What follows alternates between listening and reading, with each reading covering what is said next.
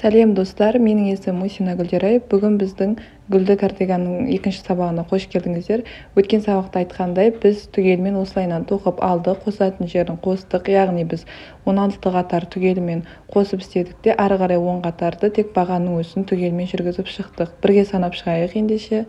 Яғни мінекей біреу, бір, мінекей, так, 2, 3, 4, 5, 6, 7, 8, 9, 10, 11, 12, 13, 14, 15, мінекей 16. Көрдіңіздер ме? 16 қатарға дейін түгелмен қосып істедік. Түгелмен мінекей қостық, қосатын жерін қостық, азайтатын жерін азайтып, яғни істедік. Екі қатар, ары қарай енді біз түгелмен 10 қатар тоқыдық. 1, 2, 3, 4, 5, 6, 7, 8, 9, 10. Мінекей 10 қатар тоқыдық түгелмен, көріп тұрсыздар. Тек осылайынан қоспай, тек бағаның өзін түгелмен 10 қатарын тоқып шығасыздар. Мінекей осындай біздің алдыңғы бөлігі осымен шығады, яғни кардиганның. Біз енді қазір келесі қатарын істейтін боламыз. Яғни біз астыңғы резинкасын істейміз кардиганның. Ол үшін ең алдымен мінекей осы астынан аяқтадық қой біз 10 қатарымызды.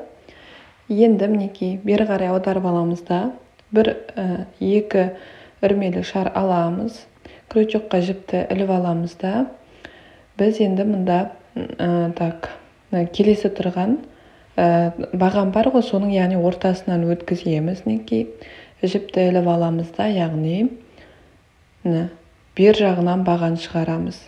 Көрдіңіздер ме? Тағы да қасында тұрған екінші бағанынан дәл солайынан ортасынан өткізіп бер жағынан баған шығарамыз, яғни. Мінекей резинка істеу үшін қазір барлығын түсінетін боласыздар. Келесі міне үшінші тұрған бағанды, яғни крючокты арт жағынан өткізіп, бір баған шығарамыз бұл жерден тек. Мінекей. Енді крючокқа жіптеп аламыз да, тағы да міне келесі тұрған екі бағанды бер жағынан шығарамыз. Ортасынан өткіземіз да. Бер жағынан шығарамыз бағанды. Келесі екінші бағанды мінекей дәл солайынан бер жағынан баған шығарамыз. Келесі үшінші тұрған баған бар ғой, яғни сол бір бағанды біз енді арт жағынан шығарамыз. Мінекей арт жағынан шығарамыз бұл бағанды біреуін. Енді келесі тағы да бізде дәл осылайынан қайталана береді, яғни келесі мына екі бағанды бер жағынан шығарамыз. Крючокты ортасынан өткіземіз де, мінекей бер жағынан бірінші бағанды шығардық, келесі екінші бағанды шығардық. Келесі үшінші тұрған бағанды арт жағынан шығарамыз, мінекей. Тек бір бағанды осылай артынан шығарамыз. Міне, дәл осылайынан резинкасын түгелімен қайталап тоқи бересіздер. Мына жақтың соңына дейін тоқыңыздар. Сосын тағы көрсетемін. Ары қарай қалай тоқылу керек. Мінекей мен түгелімен тоқыдым, көріп тұрсыздар. Соңғысы міне менде екі баған бер жағынан алынды. Енді соңғы бөлігін тоқимыз. Соңғысын қалай тоқимыз, соны көрсетейін. Соңғы бағанды, яғни міне бізде бағанымында соңғы торкөз тұр ғой, мінекей. Соған крючокты кіргіземіз да, тек баған шығара қоямыз. Мінекей көрдіңіздер ме? Біз басында мұнда 3 баған алдық та, бірден келесі бағандарымызды шығарып, резинканы істей бердік. Бұл жерде де дәл солай мінекей. Тағы да міне біз 2 үрмелі шар аламыз, 3 үрмелі шар аламыз дегенім. Кері қарай аударамыз да, дәл жаңағыдай қайталаймыз. Крючокқа жіпті іліп аламыз да. Бізде енді бағана 2 баған алдық қой. Бер жағынан алдық ол кезде, енді бұлай қарай аударған кезде, яғни арт жағына қарап тұр демек, біз екі бағанды енді арт жағынан алатын боламыз. Мінекей біреу, және де мінекей екеу. Енді бер жағынан қарап тұрған бағанды, бір бағанды, яғни бер жағынан алатын боламыз. Мінекей. Келесі енді арт жағына қарап тұрған екі бағанымызды арт жағынан алатын боламыз. Біреу, мінекей екеу. Енді міне бер жағына қарап тұрған бір бағанымызды, яғни бер жағынан алатын боламыз. дәл осылайынан мінекей түгелімен айналдырып тоқи бересіздер. Яғни арт жағынан екеуін аласыз, бер жағынан біреуін аласыз. Дәл осылайынан түгелімен айналдырып соңына дейін тоқыңыздар. Мінекей осы жерге дейін. Яғни ешқандай қиындығы жоқ. Резинканы осылайынан тоқи береміз. Біздер біреу екеуін тоқыдық. Ары қарай енді өздеріңіз тоқисыздар үлкейтіп. Сол кезде қанша қатар тоқыдым айтатын боламын. Сол жерге дейін тоқисыздар. Тек резинка бөлімі осындай болып шығады бізде. Мінекей мен түгелімен тоқыдым. Көріп тұрсыздар, өте әдемі шықты резинкасы. Қанша қатар шықты бірге санайық. Мінекей бізде так біреу, міне 1, 2, 3, 4, 5, 6. Мінекей мен 6 қатар түгелмен тоқып болдым. Көрдіңіздер? Енді біз қазір келесі қатарымызды тоқитын боламыз. Яғни енді біз мына ең алдымен бір үрмелі шар аламыз. Біз енді түгелмен осы алдын тоқып шығатын боламыз. Яғни ең алдымен мына бір баған тұр ғой, мінекей бағана алған жеріміз. Сол бағаннан мінекей бір торгөз және де екінші торгөз шығарамыз. Келесі тұрған бағаны бар, мінекей көріп тұрсыздар. Яғни әр баған шығардық қой бағана. Дәл сол жерде яғни екі торгөз шығарамыз. Келесі тұрған бағаннан тағы да екі торгөзін шығарамыз. Мінекей келесі тұрған бағаннан тағы да екеу торгөз шығарамыз. Дәл сол жерден. Келесі тұрған бағаннан тағы да екі торгөз шығарамыз. Енді келесі бізде мұнда так. Мына жерде міне бағана тоққан жеріміз бар ғой, торгөз алған жеріміз бір торгөзге біріктірдік қой. Дәл сол жерден бір торгөзді аламыз да келесі тұрған бағаннан мінекей екі торгөзін шығарамыз. Енді бұл жерде келесі тұрған бағаны бар ғой, мінекей бағана біз істеген жеріміз. Яғни бұл жерде біз енді тек бір ғана торгөз шығарамыз. Келесі тұрған бағаннан бір торгөз шығарамыз. Келесі тұрған бағаннан қатардың бағаны, яғни сол жерден екі торгөзін шығарамыз бірден. Келесі тұрған бағаннан енді бірден бір торгөзін ғана шығарамыз. Мінекей келесі тұрған бағаннан енді екі торгөз шығарамыз. Біреу, екеу. Келесі тұрған бағаннан енді бір торгөзін шығарамыз. Келесі тұрған бағаннан тағы да екі торгөз шығарамыз. Келесі тұрған бағаннан енді бір торгөзін шығарамыз. Дәл осылайынан мінекей түгелмен айналдырып, мінекей осын түгел айналдырасыздар да мына соңына дейін істейсіздер. Сол жерге дейін істеңіздер, сосын тағы көрсетемін ары қарай келесі қатарды. Мінекей мен түгелмен істедім. Мінекей түгелмен айналдырып тоқып шықтым. Сіздерге мына жоғарғы жағында көрсетейін. Мінекей көріп тұрсыздар бәрін. Түгелмен айналдырып тоқып шықтық. Енді келесі қатарды істейміз. Яғни ол үшін біз ең алдымен мұнда так. Соңында көріп тұрсыздар, екеуін шығардым бірден. Соңғы бағаннан енді бір үрмелі шар аламыз. Кері қарай аударамыз да біз енді тек бағандар тоқитын боламыз. Яғни ең алдымен мінекей бірінші торгөзден бір бағанды шығарамыз. Келесі торгөзден екінші бағанды шығарамыз. Келесі торгөзден тағы да баған шығарамыз. Келесі торгөзден тағы да баған шығарамыз. Келесі торгөзден тағы да баған шығарамыз. Келесі торгөзден тағы да баған шығарамыз. Неге дәл осылайынан тек торгөздің үстінен бағандарды шығара бересіздер. Түгелмен айналдырып, мына соңына дейін істеңіздер. Сосын енді келесі қатарында біз дәл осындай резинка түрін тағы да істейтін боламыз. Неге? Мінекей мен түгелмен тоқыдым. Так, сіздерге жақыннан көрсетейін. Мінекей көрдіңіздер ма? Астынан аяқтадым. Түгелмен міне. Жаға жақтарында түгелмен тоқыдым. Енді біз келесі қатарда ілгекке орын қалдырып тоқитын боламыз.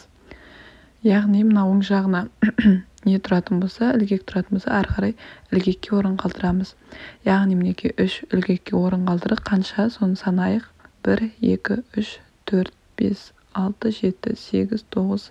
Міне 10-шы тұрған нені белгілеп қойдым маркермен. Келесі 1, 2, 3, 4, 5, 6, 7, 8, 9, 10, 11. 12-ші тұрған жерді бағанды тағы да белгілеп қойдым. Келесі 1, 2, 3, 4, 5, 6, 7, 8, 9, 10, 11, 12. Мінекей бұл жерде де 12-ші тұрған жерді маркермен белгілеп қойдым. Енді әрі қарай тоқитын боламыз. Яғни мінекей астында біз дейтін резеңкі жасадық қой, бұл жерде де дәл солай тоқимыз. Яғни бізде мына резеңкіміз теріс жағына қарап тұр. Демек біз дәл солайынан тоқитын боламыз. Сіздер де оң жақ бетіне қараса, оң жақ бетінен қарап тоқисыздар.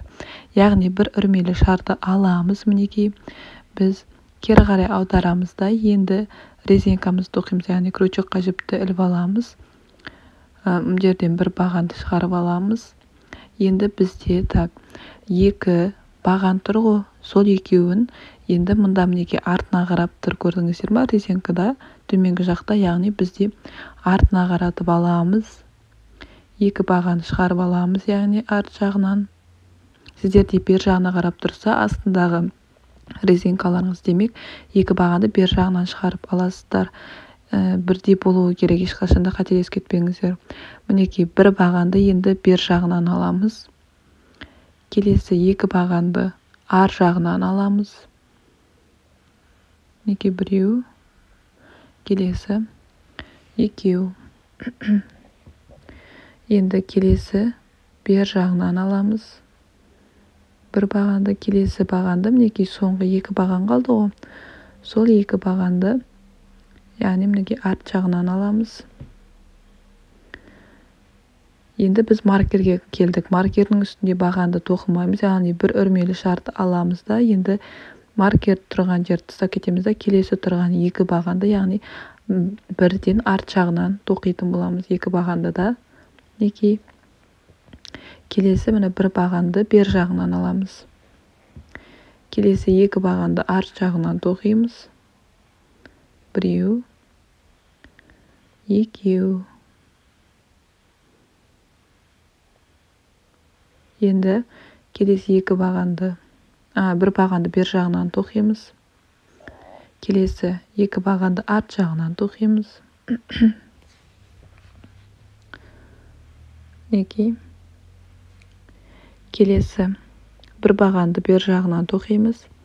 Енді мұнда міне соңғы 2 бағанымыз қалды. Соңғы 2 бағанды, яғни арт жағынан тоқитын боламыз.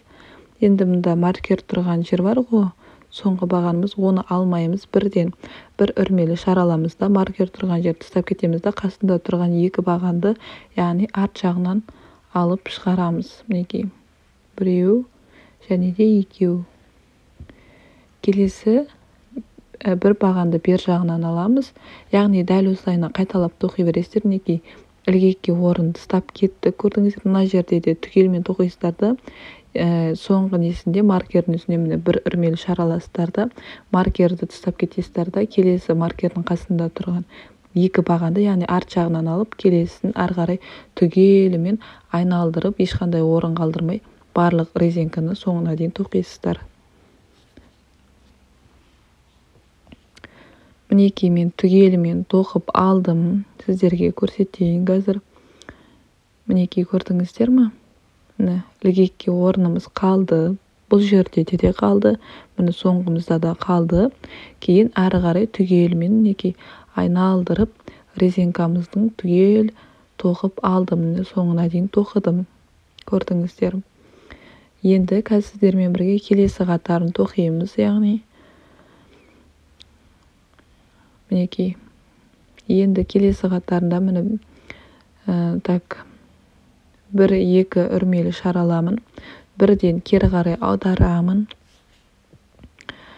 Кері қарай аударамын да, енді кері қарай аударғанда міне оң жақ бетіне қарап тұр, көрдіңіздер ме? Яғни бізде міне арт жағына қарап тұрған бағанды, 1 бағанды, яғни арт жағынан алатын боламыз бірден. Мінекей. Кейін бер жағына қарап тұрған 2 бағанды, яғни бер жағынан алатын боламыз.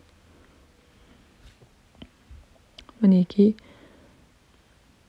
кейін мінекей арт жағына қарап тұрған бір бағанды арт жағынан аламыз. Келесі бер жағына қарап тұрған екі бағанды бер жағынан аламыз. Келесі тағы да арт жағына қарап тұрған бағанды мінекей арт жағынан аламыз. Мінекей дәл осылайынан ешқандай өзгеріссіз ештеңе қоспай тек осылайынан түгелімен айналдырып, мінекей мына маркер тұрған бағана орын қалдырған жеріміз бар ғой, дәл сол жерге дейін тоқыңыздар, сосын көрсетемін бұл жерде қалай тоқу керек. Мына ілгекке, мына жерге және де мына жерге мінекей ілгекке орын қалдырдық қой. Сол жерді қалай тоқу керектігін көрсететін боламын. Мінекей мен түгелмен айналдырып тоқыдым, көріп тұрсыздар. Соңғысына келдік. Мына маркердің бойына келдім. Мына екі бағанды алдым бер жағынан. Енді мына маркердің үстіне бірден мінекей бір баған шығарасыздар. Бірден бір баған шығарасыздар. Кейін келесі міне бағандарды түгелімен тоқи береміз. Яғни бер жағына қарап тұрған бағанды бер жағынан, арт жағына қарап тұрған бағанды арт жағынан тоқисыздар. Ешқандай өзгеріссіз, көрдіңіздер ме? Міне бірден маркердің үстінен, міне арканың ішінен, яғни бір баған шығардым. Келесі ілгек тұратын арканың ішінен бір баған шығарасыздар тек. Келесі тағы да бір баған шығарасыздар болды. Сосын осы жерге дейін түгелімен тоқисыздар. Сонымен біздің бұл алдыңғы бөлік осымен аяқталатын болады. Мінекей ешқандай қиындығы жоқ. Мінекей мен түгелімен тоқып болдым. Мінекей оң жақ бетіне қарай ауыстырып алдым. Міне ілгектерге орын қалдырдым. Соңына дейін тоқып, соңында бір үрмелі шар алдым да артық жібін кесіп тастадым. Мінекей көрдіңіздер ме? Яғни міне бер жағына, оң жағына қарап тұр. Екі жағы да бірдей әдемі болып шықты. Міне жағалары да. Енді біз қол бөлігін тоқитын боламыз. Оны сіздерге қалай тоқылу керегін көрсетемін. Енді бізде мына жағында мінекей, яғни ілгекті қалай тігу керектігін өздеріңіз білесіздер ғой жалпы. Соны яғни жіппен, мен сары жібімен осылайна ілгектерді қойып тігіп аламын. Сіздер де солайынан тігіп алыңыздар. Енді сіздерге қолды қалай тоқу керек, соны көрсететін боламын. Енді біз қолын тоқитын боламыз, яғни ең алдымен қолын тоқу үшін мінекей біз осы жерінен бастаймыз. Мінекей мына тұрған жері бар ғой, мінекей. Дәл осы жерге крючокты кіргіземіз да, міне жіпті ең алдымен осылайынан байлап аламыз.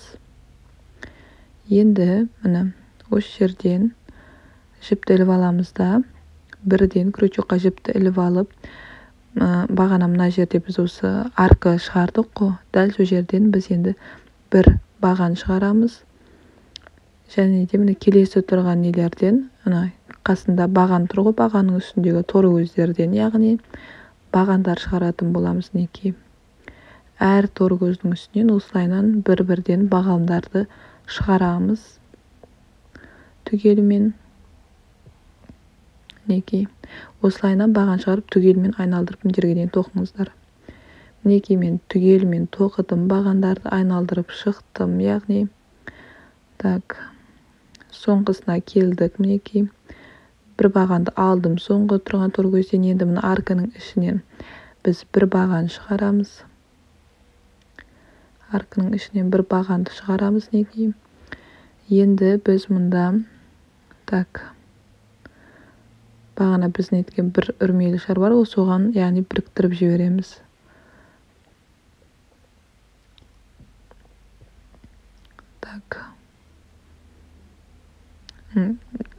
Міндер ашық қалады, яғни ашық қалмау керек. Яғни міне бір баған алдық қой аркадан. Енді мына жерде тұрған баған тор көз тұр ғой, мына жерде дәл сол жерден енді бір бағанды шығарамыз. Мінекей дәл мына жерден мына тұрған тор көздің үстінен бір бағанды шығарамыз да, енді бірден бағана бір үрмелі шар алдық қой. Дәл сол жерге бірден біріктіреміз. Мінекей көрдіңіздер ме? Енді келесі қатар тоқимыз, яғни екі үрмелі шар аламыз. Келесі қатар тоқу үшін біз кері қарай айналдырамыз. Мінекей енді біз бағана сырт жақ бетінен тоқтық па, енді іш жақ бетінен тоқимыз. Яғни мінекей келесі тұрған тор көзі бар ғой, соған крючокты кіргізіп бір баған шығарамыз. Әрі қарай тор көздердің үстінен келесі бағандарымызды шығара береміз. Мінекей дәл осылайынан тоқи береміз бағандарды. яғни мінекей түгелімен айналдырып мына жерге дейін тоқыңыздар. Мінекей түгелімен айналдырып мен тоқып шықтым. Соңғы тор көзіміздегі бағанды алдым. Енді бірден мұнда бағана 2 үрмелі шар алдық, соның үстінде тұрған тор көзіне, яғни бірден біріктіретін боламыз. Мінекей енді тағы да 2 үрмелі шар аламыз да, енді сырт жақ бетінен тоқитын боламыз. Яғни енді мұнда бірінші тұрған тор көзі кетті, келесі тұрған тор көзі бар ғой. Бірінші баған тұстап кетеміз да, келесі тұрған тор көзден тоқи береміз. Яғни дәл солайынан тоқи берсеңіздер, біздің мына қолды тоқып жатырық қой, сол қол жайлап кішірейе бастайды. Көлемі кішірейе бастайды. Яғни солайынан айналдырып ішкі жақ, сыртқы жақ, ішкі жақ, сыртқы жақ етіп тоқи бересіздер. Түгелімен неге дәл осылайынан етіп айналдырып тоқыңыздар. Біз қазір 3 қатар тоқыдық. Әрі қарай сіздер 16 қатар тоқисыздар. Яғни ішкі жақ, сыртқы жақ етіп айналдырып тоқи беріңіздер. Жаңағыдай келесі тұрған тор көзден бірден алып тоқисыздар. Сол кезде бізде қолымыздың көлемі жүре келе жайлап кішірейе береді. Мінекей мен қол бөлігін түгелімен тоқып алдым. Резинкасын тоқуын көрсеткен жоқпын, себебі резинка енді өте түсінікті, оның ешқандай қиындығы жоқ. Айналдырып тоқи бересіздер. Онда бағана біз астын қалай тоқыдық, солай.